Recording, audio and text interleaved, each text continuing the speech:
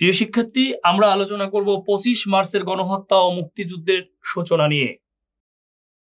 সেই কালো রাত্রি, সেই ভয়ালো রাত্রি, আর সেই মহান ব্যক্তি বঙ্গবন্ধু শেখ মুজিবুর রহমানের বাংলাদেশের স্বাধীনতার ঘোষণা।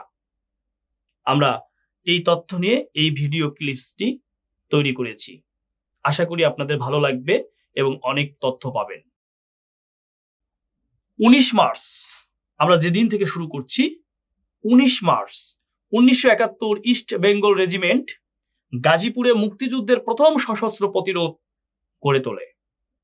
পাকিস্তানি সেনারা 1971 সালের 25 মার্চ বৃহস্পতিবার, মনে রাখবেন 25শে মার্চ ছিল বৃহস্পতিবার, রাতে তৎকালীন পূর্ব পাকিস্তানে যে গণহত্যামূলক অভিযান চালিয়েছিল তার নাম দিয়েছিল অপারেশন সার্চলাইট। জিজ্ঞাসা করতে পারে অপারেশন সার্চলাইট কি? একটু মজা করে বলি, একবার এক স্টুডেন্টকে জিজ্ঞাসা করা হয়েছে অপারেশন সার্চলাইট কি, সে বলছে অপারেশন করার সময় যে লাইট জ্বালানো হয় সেটি হচ্ছে অপারেশন সার্চলাইট। না জানলে যা হয় আর কি, জানতে হবে আপনাকে ভালো করে। এই হচ্ছে অপারেশন সার্চলাইট। আমাদের মুক্তিযুদ্ধের বিভিন্ন অপারেশনের উপর ভিডিও ক্লিপস রয়েছে, সেটি আপনারা দেখতে পাবেন।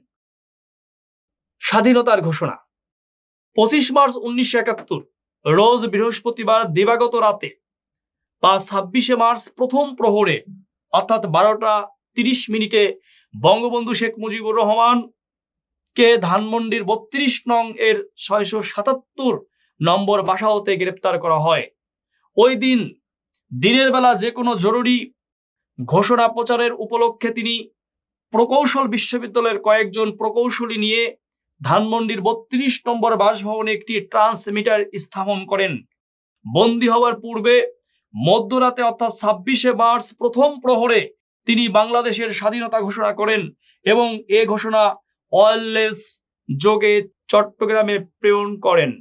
গুরুত্বপূর্ণ তথ্যগুলি: তাকে গ্রেপ্তার করা হয় 12টা 30 মিনিটে ধানমন্ডি 32 নং থেকে, তার বাসা নম্বর ছিল 677। দেখেন এখানে আরেকটি তথ্য রয়েছে, ওয়্যারলেস যোগে চট্টগ্রামে প্রেরণ করেন।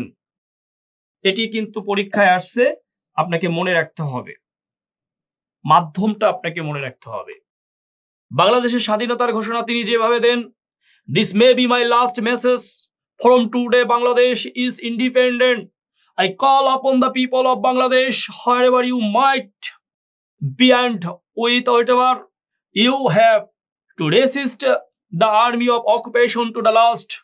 Your fight must go on until the last soldier of the Pakistan occupation army is expelled from the soil of Bangladesh and final victory is achieved.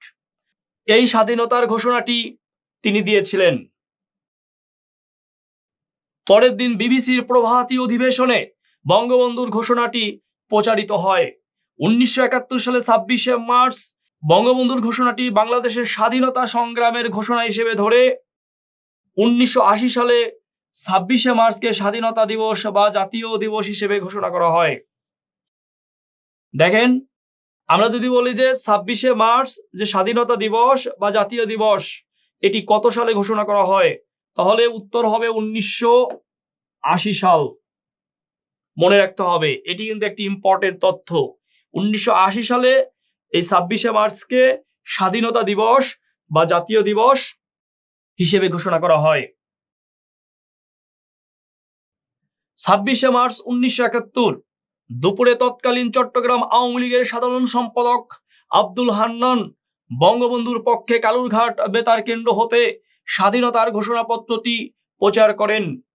27 March 1971 Kalurghat বেতার কেন্দ্র হতে মেজর জিয়াউর রহমান বঙ্গবন্ধুর পক্ষে স্বাধীনতার ঘোষণা পুনঃপাঠ করেন।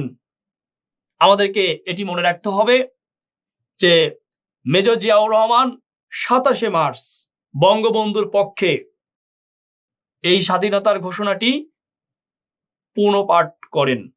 খুব ভালো করে মনে রাখতে হবে এটি আমাদেরকে এবং বুঝতে হবে। কালুরঘাট স্বাধীন বাংলা বেতার কেন্দ্র থেকে আবুল কাশেম সন্দীপ সহ আরো কয়েকজন বঙ্গবন্ধুর স্বাধীনতার ঘোষণা বার্তাটি পাঠ করেন। গ্রেপ্তার করে বঙ্গবন্ধুকে নিয়ে যাওয়া হয় ঢাকা ক্যান্টনমেন্টে।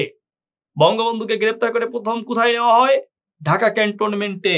26 মার্চ রাখা হয় ফ্ল্যাগ স্ট্রাক হাউসে এবং 27 মার্চ বঙ্গবন্ধুকে করাচিতে নিয়ে যাওয়া হয়।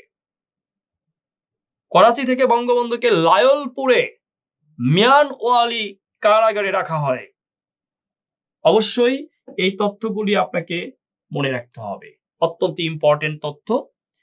বাংলাদেশ সংবিধানের 15তম সংশোধনীর মাধ্যমে স্বাধীনতার ঘোষণা বার্তাটি সংবিধানের 6ষ্ঠ তফসিলে অন্তর্ভুক্ত করা হয়েছে। তাহলে আমরা 5ম তফসিলে কি দেখলাম? 7ই মার্চের ভাষণ। 6ষ্ঠ তফসিলে আমরা কি দেখলাম? 6ষ্ঠ তফসিলে আমরা 15তম সংশোধনীর মাধ্যমে দেখলাম স্বাধীনতার ঘোষণা। আর 7ম তফসিলে গিয়ে আমরা দেখব মুজিবনগর সরকার গঠন।